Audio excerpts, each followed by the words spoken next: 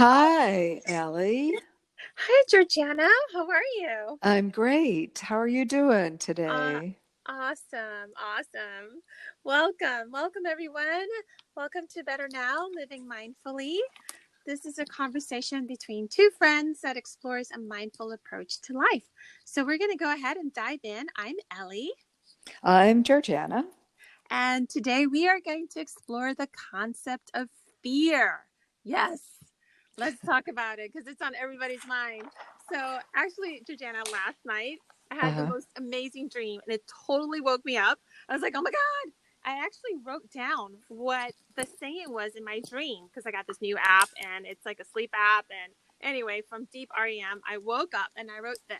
I wrote, fear has no power over me. Wow.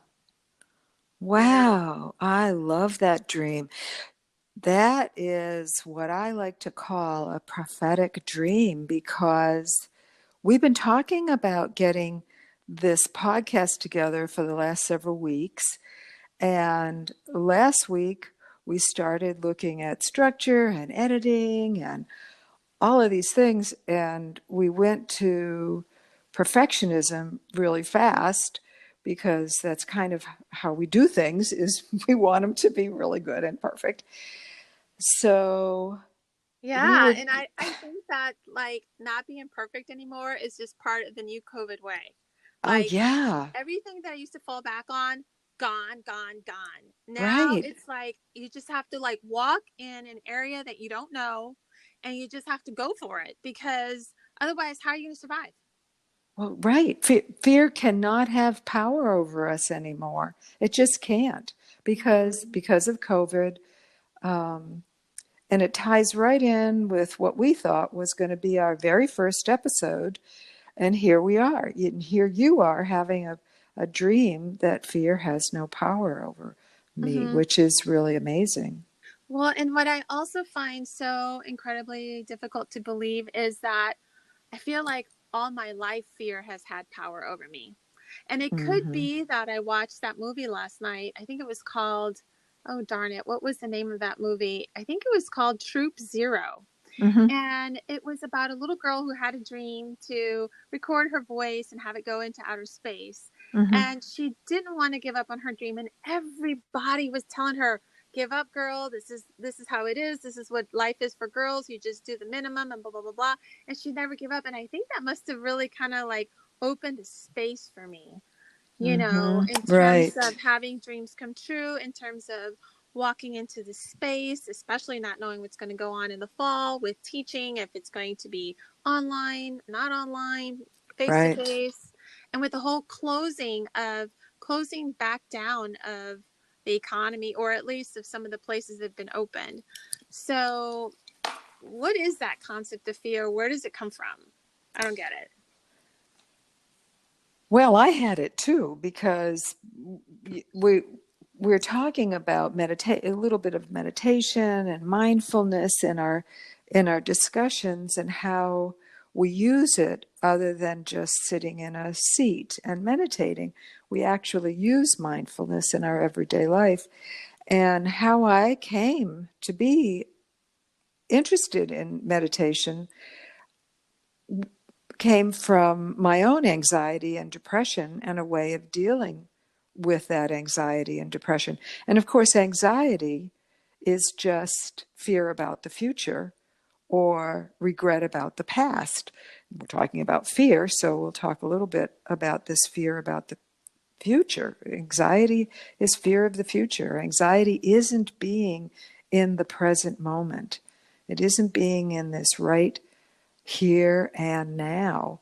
We get fearful when well, last week we started getting fearful because we were going to have to press the record button. And what would we sound like? What would our voices sound like? And what would our conversation sound like? That's fear. That's fear of the future. And we just decided we were going to go for it and just do it in the present moment, just like we're talking right now in the present. And we might just take a breath right now, just to center ourselves and anyone who might be listening to just kind of breathe. If you're driving in a car and listening to this podcast while you're driving, because I listen to a lot of podcasts while I'm driving, just take a breath. Doesn't have to be a whole big deal, but just take a breath. See if that breath goes into your belly or does it go into your lungs? Where does it go in your body? Look around at the cars around you. Look where you are. So much of what we do is on autopilot. And don't get caught up in the future. Look just in this present moment, which is what we're talking about, being in the present. It's so interesting that you said that, because I feel like why I had this dream is because I was being in the present. So I've been doing these walks around the Colorado Lagoon every morning and just meditating and kind of like being in the here and now. And this message came through me so loud and clear that fear has no power over me. And I think it's going back to what you said. I think it's actually a result of being in the present moment, and how perhaps that movie touched me at a subconscious level, or perhaps the reading of the newspapers and everything that's going on in there kind of like, I don't know, left some residue of fear in my mind. And just going back to what you're saying about kind of like staying in the present, and that might be a way to unlock the fear. Yeah, and also it speaks to not only the risk that the two of us took when you press the record button, but when any of us are taking a risk. And right now, I really believe that many, many people are called to take risks, because we don't have time to go to school and get a degree on how to do our lives in this new world that we're in. We don't have time. All we have time is for a phone call with a friend. That's how this all started, because we call each other and always feel better afterwards. But we're being called to take risks, to stand up for what we believe in, to speak out against racism. We're being called, and that's got to be a present tense response, because otherwise I feel like a deer in headlights, and I don't have the luxury of doing that more than like a minute, and then I've got to move forward. Right. I go back to the concept of pressing that button and pressing record and doing anything publicly. For me, it has such a residue, or like an idea of permanence. Like if I do this, it's going to be permanent. And I'm so afraid of being permanent. I want it to flow and change. I want to retract. I want to contract. I want to come back. I want to be able to edit. I want to just like play around with something and not make it permanent. Well, yeah. And that goes right back to your prophetic dream. Fear has no power over me, because let's face it, what you're talking about with permanence and security and things being the way they always have been every day, that is no more. Yeah. There is nothing that hasn't changed. Right. Nothing. Everything is impermanent. And having studied mindfulness for many, many years, I've known that on an intellectual and rational basis. But this COVID has shaken me to the core. I know that nothing is impermanent now. I know it on a deep internal cellular level. And I think a lot of people in the audience may have that same reaction, knowing this on a really deep level. Nothing is permanent. Nothing. Yeah, it kind of reminds me back of like Siddhartha. Remember? Siddhartha, yeah. Yes, and do you remember that image of the stream and the river flowing? Yes. And that the only thing that's permanent is change. Like change is constantly going to be there. And how do we flow through change? And how do we kind of like accommodate to the new sense of being and walk in ambiguity, right? So Right. I guess the idea for me of walking, I'm not going to get rid of fear. It's going to be Mm-mm. there. Just because it says that fear has no power over me doesn't mean I don't have fear. I'm going to have fear. I'm going to be scared. But like, how can I walk through being scared? How can I walk through the storm? How can I walk through this space of being scared? And it goes back to what you said earlier about being in the present moment, Right. noticing it, Right. taking a breath, and just not judging it, just feeling it and naming it. Mm-hmm. Okay, I'm thinking that this is going to be pretty scary. Pressing this button is going to be scary, but I'm going to do it anyway. And let's see what Mm-hmm. happens. I love that term, walk in ambiguity. I think that is a beautiful little phrase. I like to take little phrases like that and keep them with me for a day or, a week. And walk in ambiguity, that's what a lot of mindfulness is because in the present moment, you can be fearful, but do it anyway. You know, the old Nike thing, do it anyway. Be Mm, fearful, feel the fear. But there is this, I keep going back to this call because of what we're in right now, that we must turn inward and be outward. It is right there for us, right in front of us. mm-hmm, Walk in ambiguity. I love that. I also love the river and the stream because mm-hmm, the river and the stream has so much symbolism. You know, the stream, the you go with the flow of the stream. mm, You don't try to swim upriver. You don't try to swim against the tide. You you go with the you go with the ocean. You go with the stream. mm. It's so interesting you said go with the stream, and because I have this book on Taoism next to my bedroom desk, and my little night table, and it's so much about going with the stream because I feel that tension and anxiety happens when we're going against the stream, against Mm-hmm, our own values, against which I think is one of the great things that's happening right now, is that our values are being questioned and having mm-hmm, to find where our values lie so mm-hmm, that we can rest in that, is pretty powerful too. mm-hmm, So we talked about a couple of things, that fear is not going away. So how do we work mm-mm, with it? How do we navigate through it? mm-hmm. Yeah. And we talked about going with the stream and walking in ambiguity to that we're not going, and I think it was very important that you said, I'm not going to get rid of my fear, but I'm going to go walk in ambiguity and take a breath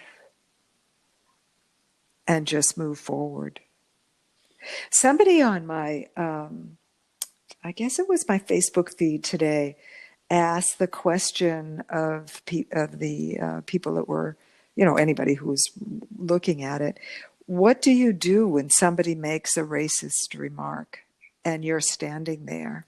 Mm, And I have, for a while, done pause.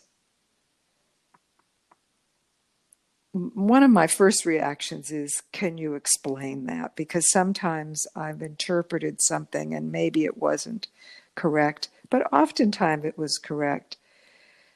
And I will just say, you know, that seems racist to me, mm, and get in a conversation with the person. But that takes a lot of guts.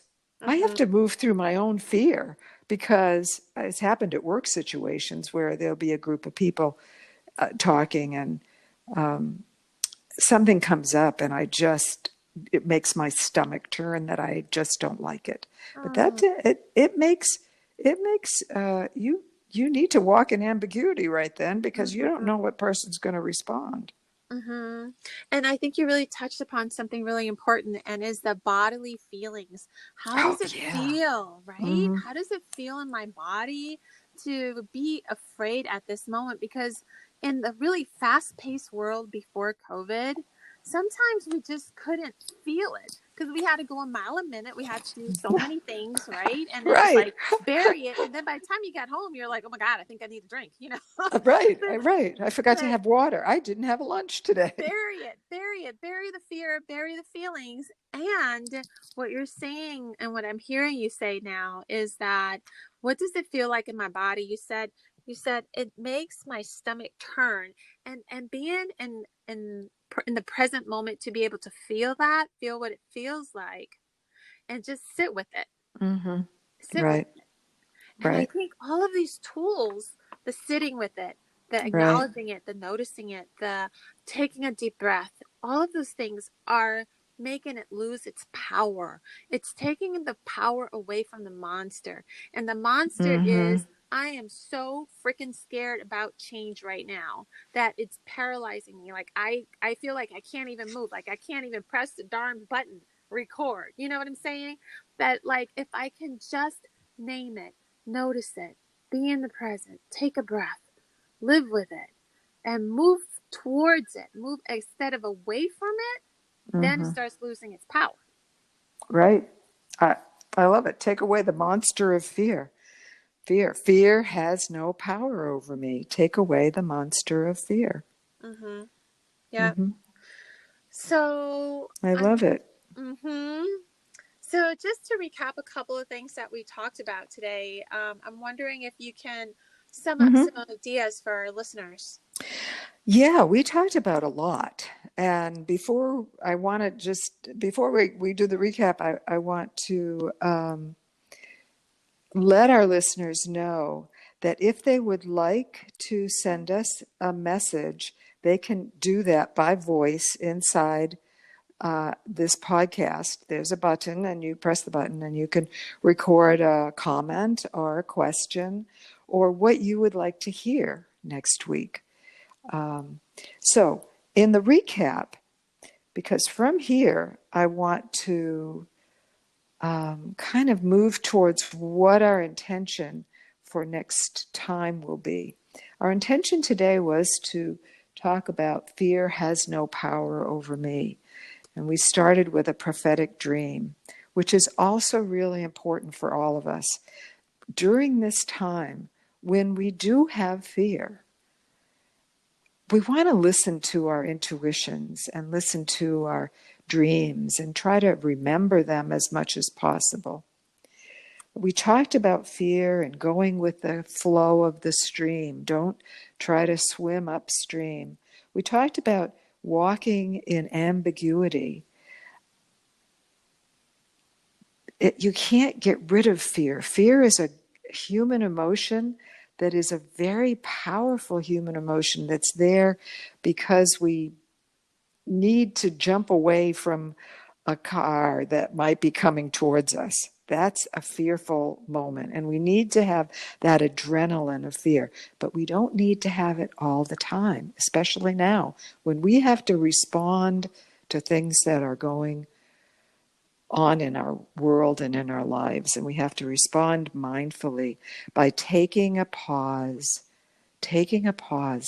breath, seeing what our feelings are. Where in our body is this fear or this tension? Where are we feeling it? And then moving forward, moving, moving forward. Hmm. That sounds great. So So, I'm thinking, and I want to check this out with you, Ellie. What do you think about next week's podcast being about bodily feelings, and what is a response versus a reaction? If we're having a love it. bodily feeling, what Mm-hmm. what might be a what even the definitions of those? What might be response? What might be a reaction? That How's sounds that? awesome. I love it. Yeah. We're going to Okay. do that next week. Yeah. So, hope you guys join us. We're Better Now, Living Mindfully. It was so wonderful to be with you today, Georgiana. Yeah, it From was Better Now. wonderful to be with you too. And to any listeners who are out there, and at the ends of our conversations, always, Ellie, I feel better now than I did when I started talking to you. So please join us. Please join us, and hope you feel better now with us. All right, everybody. That concludes our first podcast. Thank you for joining us, and we'll see you next week. Bye. Bye.